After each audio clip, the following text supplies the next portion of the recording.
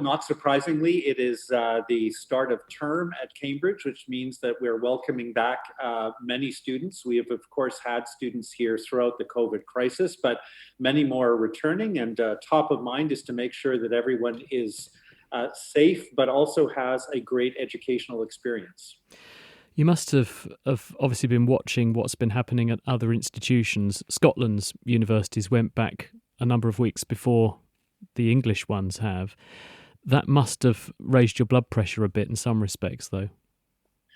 Uh, Look, one thing that we're fortunate about in Cambridge is that with the college system, we have smaller cohorts of people, and I think we have a greater likelihood of being able to have peer pressure work in favor of students respecting rules that are for everyone's health, including their own. And it also are going to allow them to have a richer educational experience.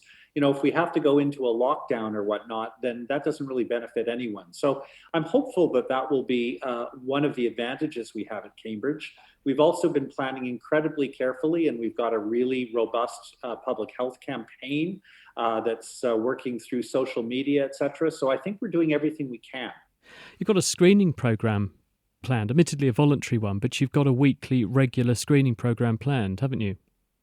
Yes. So first off, we do have, of course, symptomatic testing for all staff and students, and that has been in operation for many weeks now. But we will be launching an asymptomatic screening program for students in college accommodation.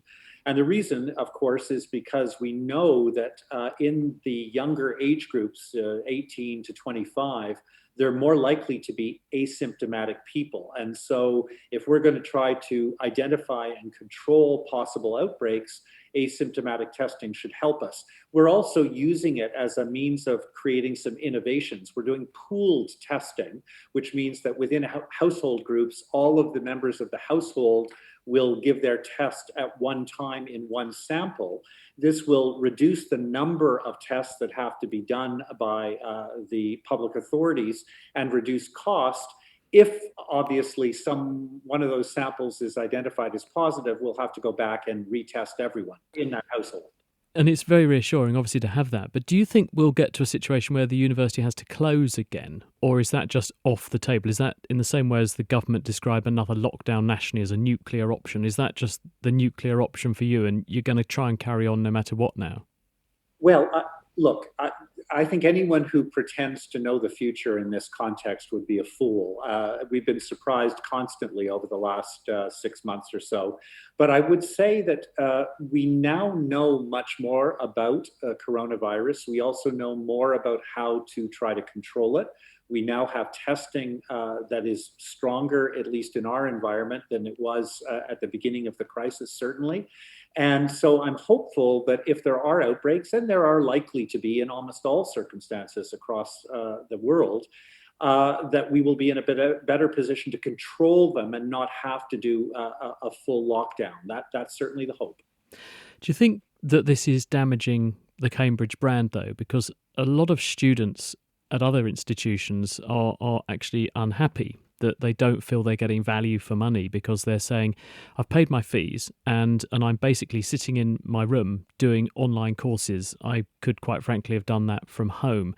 How are you going to make sure that you meet their expectations and it doesn't end up damaging their experience of Cambridge University?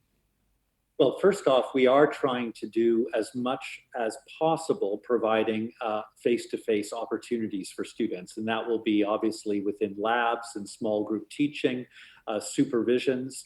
We'll obviously see how that plays out, but I know that both the colleges and the departments are doing everything possible to try and provide some face-to-face opportunities. In addition, at Cambridge, again, because of the colleges, I know that there are amazing efforts being undertaken to provide for some social and educationally related experiences taking place face-to-face.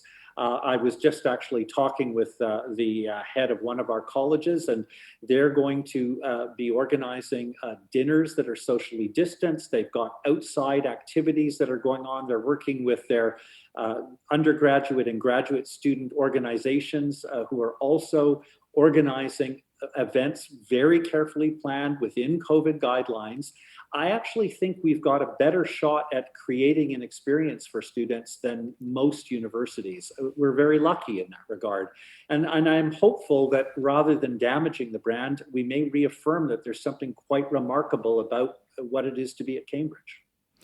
One of my colleagues, though, approached me recently and said, could I come up with a project or two for their students to do because they couldn't come into the lab? These are undergraduate students doing their final year science project that would normally be a hands-on research project. They're having to kind of do projects that can be done remotely, things like bioinformatics, where you crunch some genome data or something. This isn't really, though, a replacement for picking up a pipette, is it? So is it not a concern that we've got a number of academic years of students that are not going to get the hands-on science training that would set them up for a PhD? Look, I don't think any of us can pretend that this is going to be a normal year. People will not have the full experience as if we weren't having any issue with COVID. But quite frankly, that's true for every sector, every sort of organization in the world right now, especially where rates remain stubbornly increasing or high.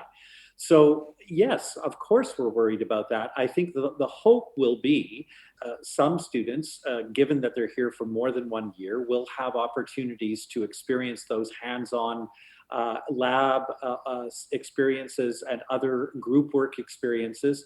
Of course, those are important. And I do know that some of my colleagues are trying to figure out how to provide some lab experiences where it's absolutely essential. But yes, we have to accept that it's not an ideal circumstance. How has the makeup of students at the university changed? Because when we spoke back about 6 months ago, there was concern over the fact that we have a healthy proportion normally of international students who would come and study at Cambridge, as do many other universities across the UK. And there are obviously problems with those people being able to come back and attend. So how has the makeup changed? Well, actually, quite remarkably in some ways. So far, although we don't have final figures, in terms of people who have accepted, for example, first year students, both postgraduate and undergraduate, we actually have more international students, just by a small number, who were intending to come to Cambridge. And so far, we're actually seeing on the ground international students are arriving. Now, having said that, I'm sure that there will be some who cannot get here or who have health conditions which would prevent them from coming, but we're not seeing the dramatic change in international student numbers that we feared. That is hugely encouraging from an educational standpoint, because I think international students make a big difference to the educational experience for all students. So if those numbers hold, and of course we still have to wait at least another 10 days to get a really clear picture, things are looking quite good. And lastly, what are the plans for Christmas? Because this has been quite a hot potato in the newspapers this week, with some students fearing they may not be able to get home for Christmas. Have you got a plan in place for that? Yeah, I first let me say I'm not a media basher, but I have to say that the last few days of reporting in some of the national press has been really quite immature. The national rates of infection, et cetera, are actually still really quite low overall. And even in universities where there have been outbreaks, I was just given some data by the Department for Education, and the actual incidence rate remains low, often lower than in surrounding communities. So a little bit of this is hysteria that's getting whipped up. There's a lot of work being done right now. The Department for Education has just established a task force on Christmas. I know yesterday the Secretary of State for Education was quite clear in the House of Commons that he was very much hoping that students would be able to return home if they wish to do so for Christmas. But he did say that there might be examples where there would have to be some self-isolation first. The short answer is we don't really know yet, because we don't know what the trajectory of COVID is going to be in that period. But I remain hopeful that this can be managed and that we will not be in a crisis situation at Christmas time. I will also say, though, that I know our colleges are planning assiduously for if there need to be more students remaining. We will find a way to make that work.